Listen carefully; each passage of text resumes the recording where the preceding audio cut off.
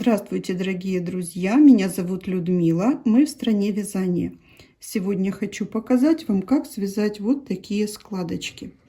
Получается очень красиво, вяжется достаточно просто. Но этот способ, конечно, требует усидчивости. Так можно связать юбочку, можно оформить низ рукавов, но этот способ подходит лишь для вязания снизу вверх. Раппорт одной складки 8 петель. Итак, приступаем к работе и вяжем складочки. Сначала вам нужно провязать небольшой образец лицевой гладью и приготовить еще одну дополнительную спицу.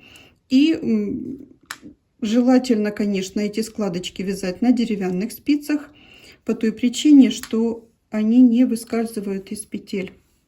Получается вот так. Если бы это была здесь металлическая спица, она бы соскочила. Я провяжу сначала несколько петель. Вот так. И теперь будем формировать складочку. На правую спицу я пересниму 4 петли, не провязывая. 1, 2, 3 и 4. Теперь берем дополнительную спицу и на нее тоже переснимаем 4 петли. 1, 2, 3 и 4. Эти петли оставляем за работой.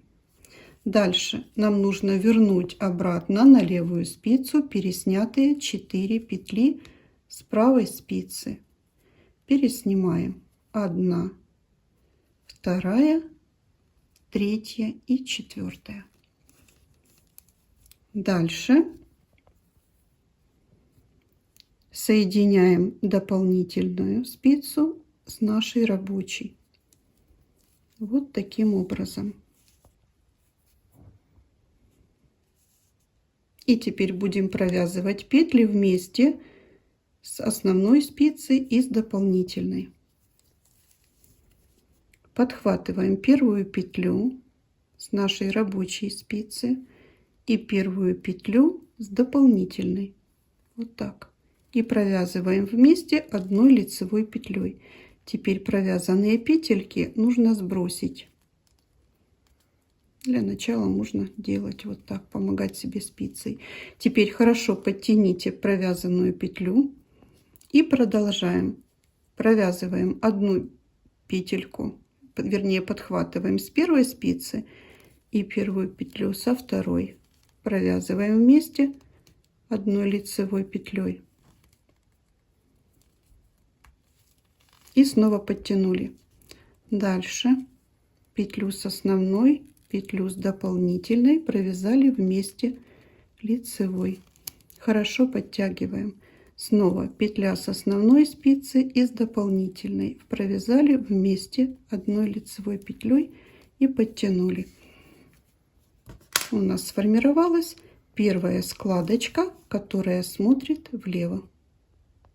Теперь мы с вами сформируем складочку, которая будет смотреть вправо. Для этого переснимаем 4 петли на дополнительную спицу.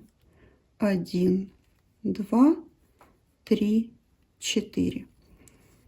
Тоже располагаем эту спицу за работой.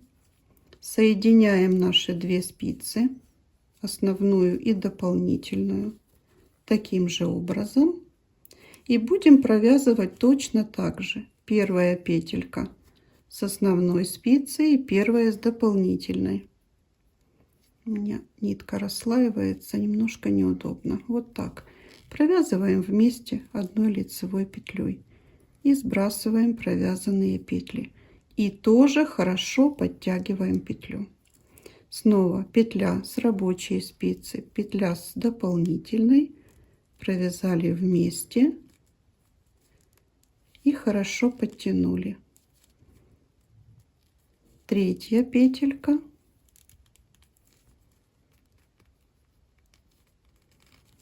Подтянули и 4. Провязали. Дополнительную спицу уберем. Я довяжу оставшиеся петли. И смотрите, что у нас получилось. Мы с вами сейчас провязали, вернее, сформировали складочку, которая смотрит вправо. а эта складочка смотрит влево. В результате у нас получилась встречная складка.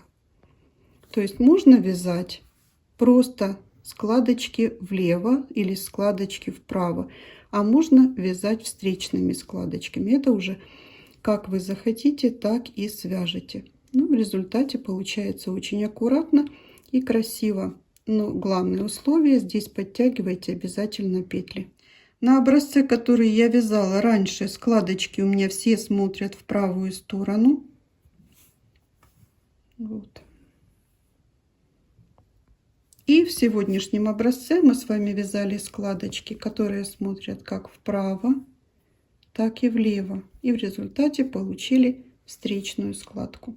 Я думаю, выполнять их несложно. Просто надо немножечко терпения и усидчивости.